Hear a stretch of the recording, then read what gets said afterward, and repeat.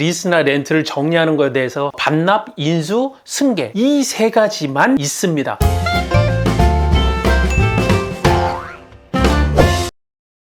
첫 번째 반납 정산서에 나와 있는 금액이 기본입니다. 이 금액을 내고 차량을 돌려주면 끝나는 거예요. 그런데 여기에 변수가 있어요. 내가 물건을 빌렸다 돌려줄 때 물건에 문제가 없어야죠. 두 번째로는 이 물건이 고장나지 말아야죠. 세 번째로는 스크래치나 흠이 없어야 돼요. 그걸 바로 처음에 약정을 했었을 때 약정 주행거리에 초과하지 않을 것. 두 번째, 사고나 교환이 없어서 보험 처리한 내역이 없을 것. 그렇게 됐었을 경우에는 그에 관한 감가가 이루어진다는 것. 이걸 가치감가라고 부르고요. 세 번째로는 원상 복구, 타이어 상태나 차키가 없다든가 스크래치가 크게 났다든가 유리가 깨졌다든가 작동이 불량하다든가 누유가 있다든가 이런 것들을 다 원상 복구해서 돌려줘야 된다. 그래서 아까 페널티, 약정주행거리, 가치감가, 원상 복구 이 세 가지를 다 합한 금액이 최종적으로 나에게 부과되는 페널티라는 겁니다. 그러면 사고차, 험하게 쓴 차, 주행거리 많은 차 당연히 페널티가 높아지겠죠?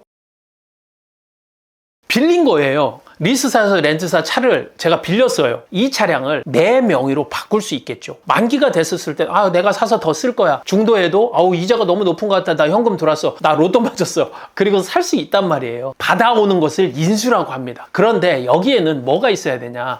보통의 리스나 렌트는 사업자들이 하는데 매입을 하게 된다는 거예요. 즉 나한테 넘어올 때 리스사나 렌트에서는 계산서나 세금 계산서를 발행을 해주게 되고 그 차량을 받아올 때 그때 필요한 게 바로 인수정산서고 만기라면 잔존 가치가 인수금액이 됩니다. 인수를 할 때 취등록세 8%를 감당해야 된다. 그리고 내가 중고차로 판매를 할 수 있어. 그때는 상품으로 쳐서 매출 세금 계산서를 발행을 해야 된다. 매입을 할 때에는 경차, 화물차, 구인승, 승합차가 아닌 경우에는 때 매입부가세를 인정받지 못한다. 세금 처리를 할 수 없다. 그러나 차량을 팔 때는 매출 세금 계산서를 꼭 발행을 해야 된다. 10% 매출부가세를 본인이 부담해야 된다는 점 잊지 마시기 바랍니다.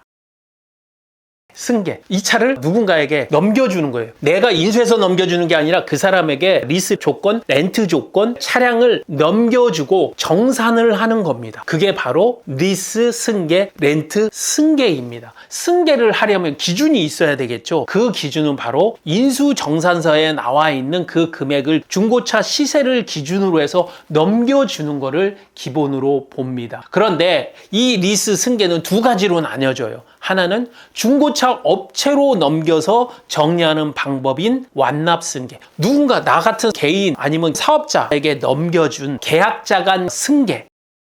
완납승계, 중고차 업체에게 넘기는 승계가 있다고 얘기를 했어요. 자동차 관리법에 의하면 리스나 렌트 대여용 차량은 마지막 계약자에게만 이전시킬 수 있다는 조항을 이용을 하는 겁니다. 인수를 하려면 인수자가 취등록세도 내야 되고 매입계산서도 받아야 되고 그걸 다시 판매를 할 때는 매출계산서를 끊어줘야 된다. 중고차 업체로 넘겨줄 때는 취등록세가 또 다시 발생을 한다. 이렇게 있기 때문에 비용이 너무 들어간 거예요. 그냥 차량을 팔 건데 굳이 18%에서 20% 정도 되는 이 비용을 내가 낼 필요가 없다는 거예요. 그렇기 때문에 먼저 승계를 시켜서 중고차 업체에게 넘겨주고 리스 인수 금액을 기준으로 정리를 한다는 거죠. 리스 인수 정산서상에 나와 있는 금액을 중고차 시세에서 빼주고 거기에 중고차 업체들에게 들어가는 승계비, 이전비, 상품화 비용, 세금, 마진 정도를 그 금액을 빼고 난 나머지 금액이 정상 금액이 되는 승계 후 완납을 해서 중고차로 정리하는 방식인 완납 승계가 있습니다.